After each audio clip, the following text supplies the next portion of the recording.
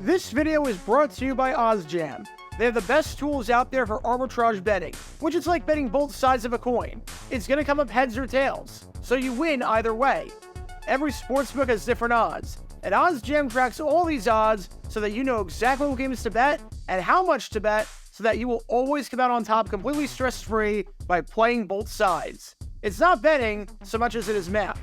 I'm already up over $1,200 after 10 days just using their calculator and doing exactly what it says, not having lost once despite placing hundreds of bets in that time frame. One of those was during the Eagles-Saints game, as I bet both sides on whether Rashid Shaheed would score a touchdown, and came away with a nice profit as a result. And there have been moments that I pounced on arbitrage odds like these, where you can turn a 20% to 30% profit completely stress-free.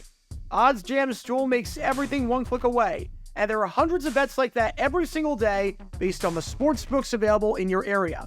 If you do exactly as they say, you will literally always come out ahead, just as I have. If you sign up now using my promo code JG9, not only do you get a 7-day free trial, and not only does it help the channel out a lot, but you get 25% off your first month. Link in the description. So sign up for OddsJam today, where the odds will be in your favor. Before going any further, yes, that was the right call. No possession, incomplete pass, the refs got it right. Having said that, man, what an absolutely crazy game that was. Maybe the best game of the college football season up until this point? I mean, this game was like a Stefan skit on Saturday Night Live, because this game had everything. Conference drama, lots of scoring, two men catching balls while laying on their butt, and it also had one of the worst decisions from a coaching perspective that I've seen all season, not just in college, but at all levels of football. Get ready for this one, because this is an absolute doozy. On a night where everything needed to go right for Virginia Tech to win, seeing as the Hokies were playing the number 8 team in the country who was undefeated and had maybe the most explosive offense in college football, and maybe the Heisman favorite at quarterback in Cam Ward, and seeing as Miami opened as 17.5-point favorites, leave it to their own coach to sabotage the team's chances at winning. Because here's the situation. It's 21-14 in favor of the Hokies, and they've got third down on Miami's 36-yard line with 32 seconds left in the first half. You're in a good spot to potentially make it a 2-score game. However, what looks like a promising drive at the end of the half takes a hit when the quarterback takes a sack and loses 4 yards, dropping back to the 40-yard line. Well, that stinks. And now, Miami is going to call their timeout and leave Virginia Tech with a decision to make. Do you punt the ball? Do you risk the field goal, knowing that if you miss, Miami has a chance to cut into the deficit with a great field position? Do you, oh my God, Virginia Tech called timeout? VT called timeout. Yep, despite the fact that it was 4th down, and despite the fact that Miami was going to get it back after this play no matter what, the Hokies genuinely thought that it was a good idea to take a timeout and ensure the fact that Miami would get the ball back with time on the clock. The good news was that Virginia Tech made the field goal, with John Love drilling one from 57 yards out. The bad news? You just gave Miami 20 seconds to do something for no reason whatsoever because you stupidly called a timeout. And I'm sure that won't come back to bite you in any way whatsoever. One and tucks it inside the upright. Welcome to Dumb Decisions. Before I break down what happened here, this whole series is about taking an in-depth look at decisions made during games that were clearly awful from the start. This isn't something to look bad in hindsight. Rather, this is something to look awful almost immediately. These are moves where your gut instinct tells you right away that there is no way this can possibly work. And sure enough, your gut instinct was smarter than that of a college head coach. And for this one, we're going to take a look at the mind of Virginia Tech head coach Brent Pry. Don't let that absolutely crazy finish to the game distract you from the fact that Pry coached an absolutely terrible game against Miami, and that his seat is hot for a reason after a 2-3 start. Yes, the Hokies were one play away from winning a game that no one expected them to win. And yes, the Hokies played well against the top 10 team and the favorite in the ACC. Having said that, the game was completely mismanaged by Pry. He wasted a ton of time off the clock on the final drive, calling timeout about 6 seconds too late after a gain of 1 in the field of play, which would have been enough time for the Hokies to get another playoff. He called a fake field goal down by the red zone instead of taking the points, which cost his team 3. And of course, you had whatever the heck this decision was. You had this absolutely idiotic timeout at the end of the first half that was disastrous and was one of the worst coaching decisions, hands down, of the entire season. This had no upside whatsoever, and it ended up giving Miami 3 free points for no reason. In fact, I genuinely thought that this was a graphic error at first, and thought there was no way whatsoever during the broadcast that Virginia Tech was the team that called the timeout, since it made no sense for them to do so, and made complete sense for Miami. Take a look at my real-time reaction. Cristobal should call timeout. Cristobal will call timeout with 25 seconds left. That's the one thing you couldn't do, and now decision time here. I think if you're VT, you play this one smart. I think if you're VT, you punt this ball away, because the odds you make this 58-yard field goal are very slim. Wait, VT called timeout? Wait, why? Wait! No, please tell me that's a graphic error. No. Please tell me that's a graphic error. No. Please tell me that's a graphic error. Please tell me that's a graphic error. Please tell me Miami called timeout and not Virginia Tech. Please tell me that's a graphic error. Please tell me ESPN just made a bad graphic error and that Virginia Tech did not just call timeout there. No. That can't be right. That cannot be right. That's when you know, people. That's when you know. So with that being said, let's take a look at why calling a timeout on 4th down with 25 seconds left in the first half is a really bad idea. I'm going to propose 2 scenarios here. A scenario where John Love hits the 57-yard field goal, which is not an easy kick by any means that could easily be missed, seeing as that's a toss-up kick even in the NFL, let alone in college. And a scenario where John Love misses the 57-yard field goal, which didn't end up happening, but was a real possibility. We're going to also assume for the purposes of this, that Miami does not call timeout, even though that would be a massive mistake on the part of Mario Cristobal, and would be a dumb decision on his end. However, the fact that Virginia Tech was the one that called timeout and not Miami was just baffling to me. But we're going to assume that the 2 scenarios here are that you kick the ball with 25 seconds left, or that you kick this ball with 4 seconds left, and Miami doesn't take its timeout. Let's say Love misses the field goal, which, again, is an extremely real possibility from 57 yards out. If you call the timeout with 25 seconds left like an idiot, and you miss the kick, Miami has the ball with 20 seconds left on their own 40-yard line with a timeout to work with. Do you know how much time that is for them to get into field goal range themselves? Especially since Andres Borregales, their kicker, has a cannon of a leg himself, and they'll probably try from 60 yards out if it got to that point? All Miami needs here is 17 yards to attempt a field goal and cut into the deficit to make it 21-17. All Miami needs to do here is get 1 first down with a few extra yards, and they're in scoring position. Plus, they can use the middle of the field short if they have to, because they have a timeout. And remember in college that the clock stops after first downs to reset. A lot of teams can go 70 yards in 20 seconds, let alone a team led by Cam Ward that is arguably the most explosive offense in college football, and a team that entered this game dropping over 50 points per contest. All that needs to happen is Ward needs to step up in the pocket, see a lane up the middle, take off for a first down, and boom, you're in field goal range right away.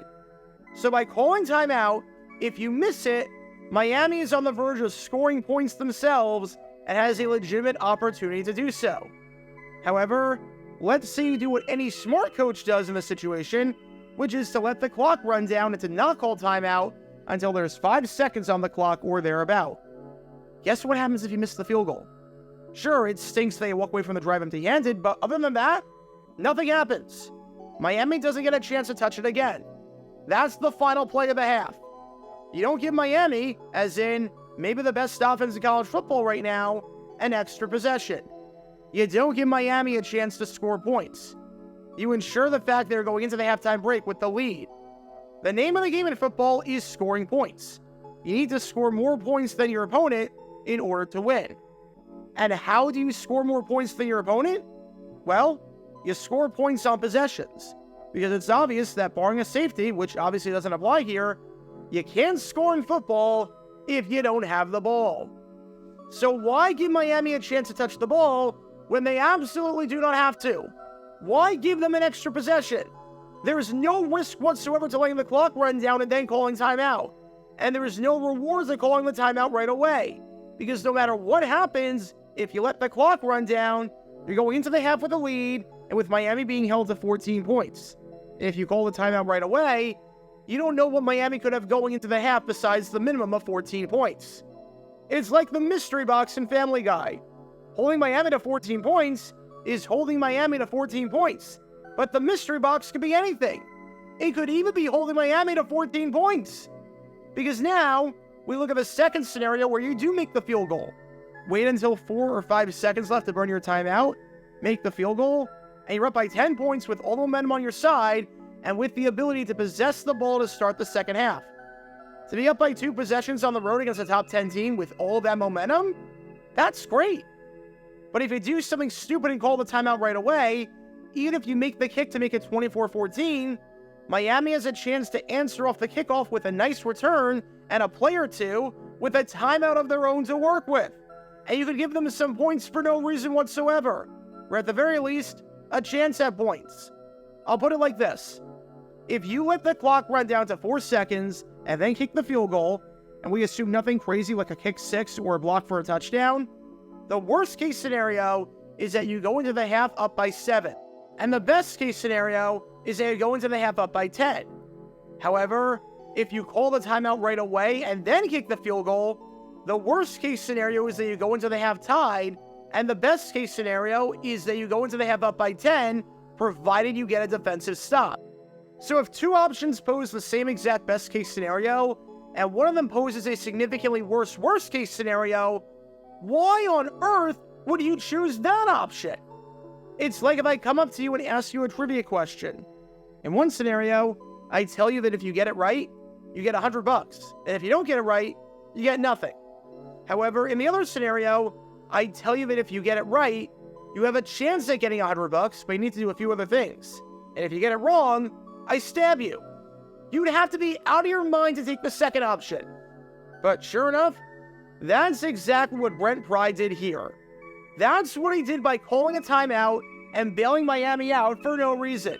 And seeing as the Hokies lost by 4 points and needed a touchdown on the final drive instead of a field goal, because Miami had 3 extra points that they never should have had an opportunity to get, yeah, this decision was a killer.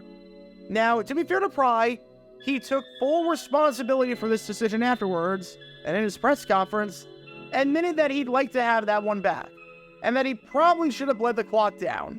Take a listen. Yeah, I'd like to have that back. I'd bleed the clock down. I was upset about the sack, and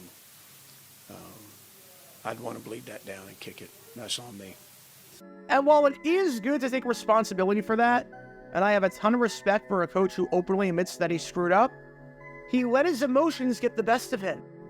The man seriously admitted that he let his emotions get the best of him, and that's why he called a timeout and screwed his team over. Just think about that for a second. Is that the man you want in charge of your football team? A man who's not going to make decisions based on rationale and logic and a level head, but based on emotion? We're in year 3, and Pry's about as clutch in 1-score games as a man who hasn't showered in 2 weeks is at picking up women at a bar on a Friday night. And there's a reason for that. When you're dealing with a bunch of college kids, you have to be mature. And if you have a coach admitting that he's making these critical, blatantly obvious decisions based on emotions, that's a massive red flag. Obviously, I'm not saying that a coach can't be emotional or show emotions, but you can't make your decisions in this situation based on them. It's the same thing in life. You can feel angry about something, but if you got a hot head after that and try to make crucial decisions based solely on that anger and not based on facts or logic or reasoning, you're going to find yourself getting into a lot of trouble. And Brent Pry found himself in trouble here in a big-time way. It was like the James Franklin decision in the Penn State Bowling Green game on steroids, which you can learn more about by clicking the card in the upper right corner. And it might have been the worst thing I've seen a college coach do all season, which is saying a lot, simply because there is not one good argument for it whatsoever. So what do we learn from all of this? If you're in a scenario where it's actually dumb for the other team to not do something, and you end up doing it for them, then you probably shouldn't do that. There is no reason to give any team an extra possession when you do not have to. And that is especially true if said team is one of the best in the nation and has arguably the best offense in the nation that can capitalize on said possessions. If you have two options, and one of them has a better best-case scenario than the second option, while that same option also has a significantly better worst-case scenario than the second option, then take the first option and don't mess around. Don't play with fire. If you can guarantee the fact they'll go into the halftime break with a lead, and potentially even a 2-score lead, without having to do anything on defense, and without having to do anything except attempt a field goal, then do that. And if you're making decisions like this based on emotion, you probably need to reevaluate whether or not you can coach a bunch of college kids at this level. Because when all these elements are in play, you can't exactly be surprised when this play backfires. Talk about a dumb decision. Be sure to like and subscribe if you have not done so already, as it helps the channel out a lot, and check out my other channels, JG8 for the history of college football, JG7 for the history of baseball, and JG9 News, where we talk about all things happening in the NFL. Join me every Wednesday night at 8 p.m. Eastern, where we'll play live NFL trivia for cash prizes. And make sure to join me live, as we're on stream just about every single day. And thanks to all our Patreon members and our YouTube members for helping out the channel. See how you become a member and show your support financially in the description down below.